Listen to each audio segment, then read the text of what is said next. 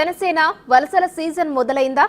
ప్రస్తుతానికి బాలినేని సామినేని కనిపిస్తున్నా మరికొందరు జంపింగ్ చేసేందుకు రెడీ అవుతున్నారని ప్రచారం. ఓటమి భారం నుంచి జగన్ పూర్తిగా తేరుకోకముందే పవన్ అన్నంత పని చేస్తున్నారా? అసలు ఈ చేరికలపై సేనాని వ్యూహం ఏంటి?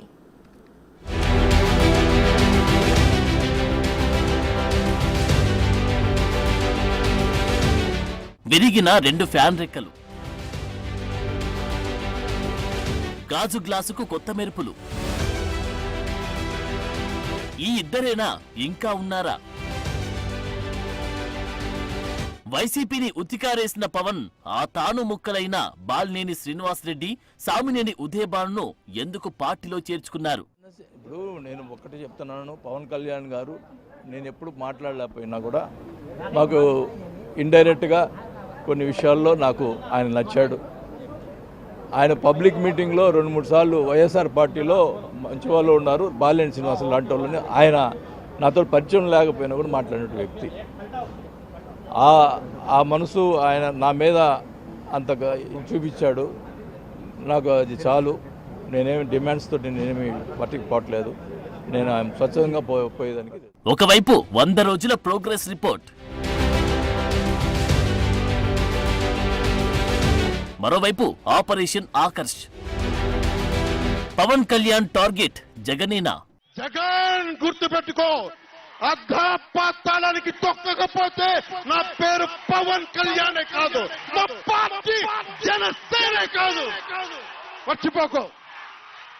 జనసేనాని పవన్ కళ్యాణ్ పొలిటికల్ డైలాగ్ గుర్తుందా? ఎన్నికల సమయంలో మార్మోగింది, స్టేట్ మొత్తం రీసౌండ్ ఇచ్చింది. ఇప్పుడు దీన్ని బయటకు తీస్తున్నారు జన సైనికులు. తమ నాయకుడు సైలెంట్ గా పని కానిచ్చేస్తున్నారని చెప్తున్నారు.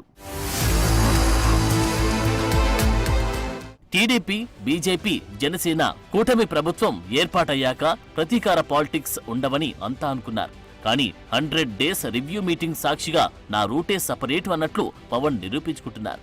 వ్యక్తిగతంగా జగన్ను విమర్శించకపోయినా ప్రతీకారాలకు పాల్పడి ప్రభుత్వానికి చెడ్డ పేరు తేవద్దని సొంత క్యాడర్కు వార్నింగ్ ఇచ్చినా ఈ సీన్ ముందు దిగదుడిపే అయ్యాయి.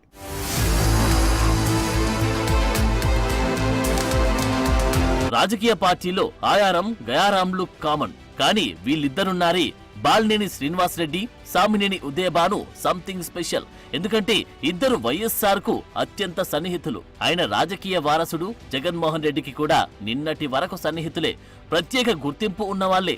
జగన్ కుటుంబంతో బాలినేనికి బంధుత్వం ఉంది. కానీ తమ్ముడు తమ్ముడే, పేకాట పేకాటే అన్నట్లు చుట్టరికాలు, రాజకీయాలు వేర్వేరు అంటూ తన రాజీనామా లేఖలో కుండబద్దలు కొట్టారు బాలినేని వాసు. వైసీపీలో అసంతృప్తులు ఉన్నారంటూ పాత విషయాన్నే కొత్తగా చెప్పిన బాలినేని శ్రీనివాసరెడ్డి జంపింగే వాళ్లకు మిగిలిన ఆప్షన్ అంటూ తనదైన సలహా ఇచ్చారు. ఇప్పుడు పార్టీలు ఎవరిని ఇబ్బంది పడిన వాళ్ళు ఉంటే డెఫినెట్గా నేను చాలా ఓపికగా ఉన్నాను. ఇప్పుడు దాకా ఆ ఓపిక కూడా అయిపోయింది, అందువల్ల పార్టీ మారాల్సి వచ్చింది. ఇక సామినేని ఉదయభాను విషయానికి వస్తే వైఎస్ఆర్ పీసీసీ అధ్యక్షుడిగా పనిచేసిన టైం నుంచి ఆయనతో కలిసి నడిచారాయన. వైసీపీ ఆవిర్భావం నుంచి జగన్ వెంటే ఉన్నారు. అలాంటిది సడన్ గా ప్లేట్ ఫిరాయించడం మామూలు విషయం కాదు.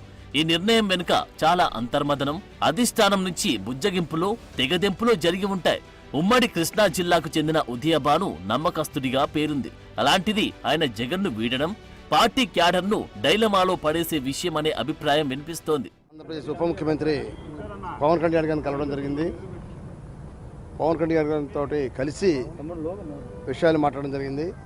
ముఖ్యంగా రేపు మా కాన్స్టిట్యున్సీలో కార్యకర్తలు, వైఎస్ఆర్సీపీ నాయకులు, కార్యకర్తలు ముఖ్య సమావేశాన్ని ఏర్పాటు చేశాం. ఆ సమావేశంలో మరి వారికి కూడా నా యొక్క అభిప్రాయాన్ని వారికి కూడా తెలియజేసి నేను అక్కడే వారందరి సమక్షంలోనే వైఎస్ఆర్ పార్టీకి రాజీనామా చేస్తున్నాను.